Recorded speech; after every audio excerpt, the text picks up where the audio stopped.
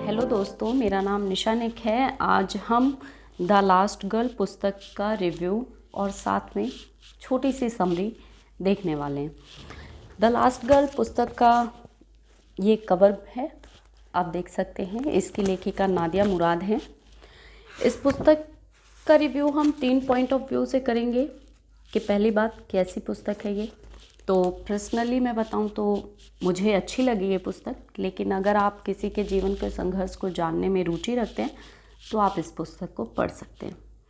दूसरी बात, इस पुस्तक में क्या है, तो इस पुस्तक के केंद्र में इस पुस्तक की लेखिका नादिया मुराद हैं, जिन्होंने अपने संघर्षों के बारे में बताया है कि किस तरह से उन्होंने आईएसआईएस के आतंकियों से अपने आप को बचाया और यजीदियों की सुरक्षा के लिए संगठन से जुड़ी और समाज की सुरक्षा के लिए वो कार्य करती हैं।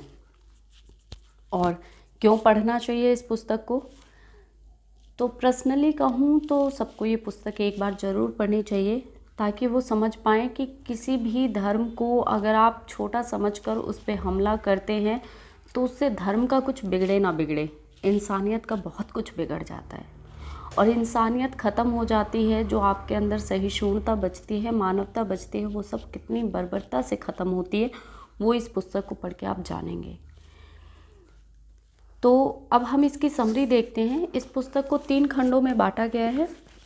पहले खंड की बात करें तो इस पुस्तक को 3 खंडों में बांटा गया और इस पुस्तक के पूरे केंद्र में इराक देश है, जिसके कई शहर इसके केंद्र में हैं, लेकिन महत्वपूर्ण शहर जो है कोचो है, जहाँ की नादिया मुराद है। कोचो शहर की नादिया मुराद है। और इसके पहले खंड की बात करें तो इसके पहले खंड में कोचो शहर का भौगोलिक, आर्थिक और प्राकृतिक वर्णन पूरी तरह से किया गया है। नादिया ने इसमें बताया है कि वहाँ के लोग किस तरह से रहते थे, कैसे खेती करते थे, कैसे कम होते हुए भी एक अच्छा और सुखी जीवन जीते थे।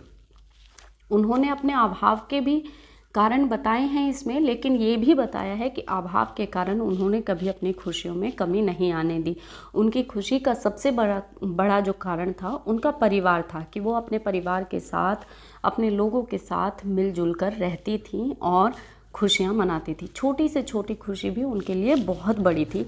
ये इसके पहले खंड में बताया गया है। साथ में इसके पहले खंड में ये भी बताया गया है कि जो 2003 और 2007 में आईएसआईएस के आतंकियों ने उन पर हमला किया था, किस तरह से उनका खौफ अभी भी उनके अंदर बना था। लेकिन उन्होंने साथ में ये भी बताया कि जिस जगह वो रहती थी, कोचो में अधिकतर इस तरह के हमले होते रहते थे, लेकिन बहुत जल्दी वहाँ के लोग इससे उभर जाते थे और फिर अपना जीवन सामान्य रूप से जीने की कोशिश करते थे।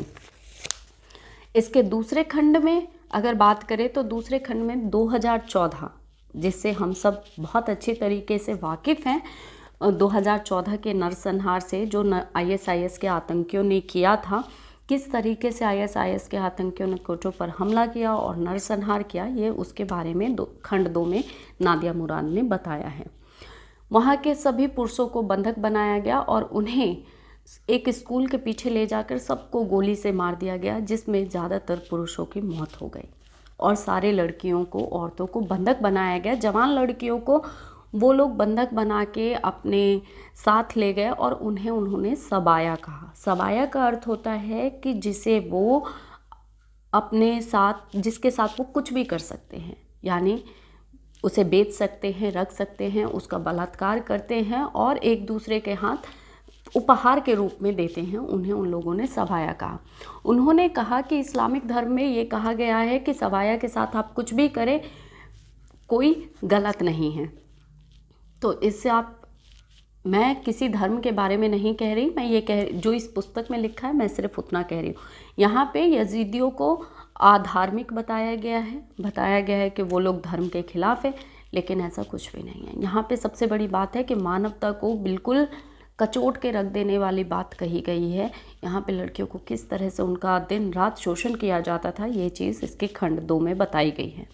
खंड 3 में बताया गया कि नादिया किस तरह से आईएसआईएस के चंगुल से भाग निकलती है, बचकर भाग निकलती है। वहीं का एक इस्लामिक परिवार जहाँ पे नादिया को रखा गया था, जब भाग कर निकलती है तो एक इस्लामिक परिवार के घर में पहुँचती है, जो उसकी पूरी तरीके से मदद करता है वहाँ से भागने में और शरणार्थी कैंप में पहुँचाता है। जो नादिया की मदद करता है उसका नाम नासिर था, उस व्यक्ति का नाम, और उसने नादिया की अच्छे तरीके से मदद की। शरणार्थी कैंप में पहुंचने के बाद नादिया को लगता है उसका जीवन व्यर्थ है, क्योंकि उसके सारे परिवार वाले मारे जाते हैं, बस उसका भाई बचता है और उसकी माँ लापता है।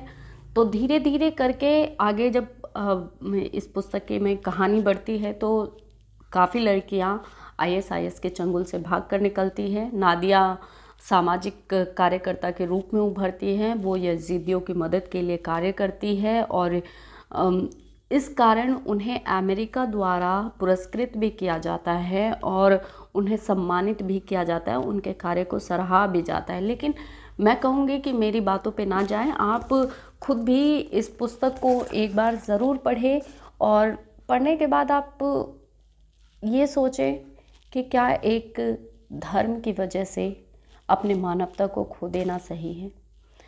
क्योंकि आपको इसमें समझ में आएगा कि इसके केंद्र में जो भी है वो धर्म है। इसके केंद्र में अगर कोई हमला हुआ, आतंकी हमला हुआ, तो उसके केंद्र में पूरी तरह से धर्म है, जिसको केंद्र में रख कर पूरा हमला हुआ, नरसंहार हुआ और लड़कियों के साथ बलात्कार हुआ।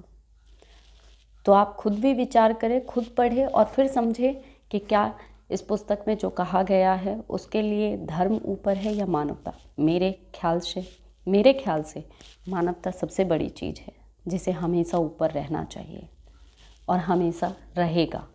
आप इस पुस्तक को पढ़ें, अच्छी पुस्तक है, ऑनलाइन अवेलेबल है अमेज़ॉन पर। आप कहेंगे तो मैं इसका लिंक आप डिस्क्रिप्शन बॉक्स में दूंगी, आप वहाँ से खरीद सकते हैं। धन्यवाद। फिर आपसे जल्द मिलेंगे एक नई बुक के रिव्यू के साथ।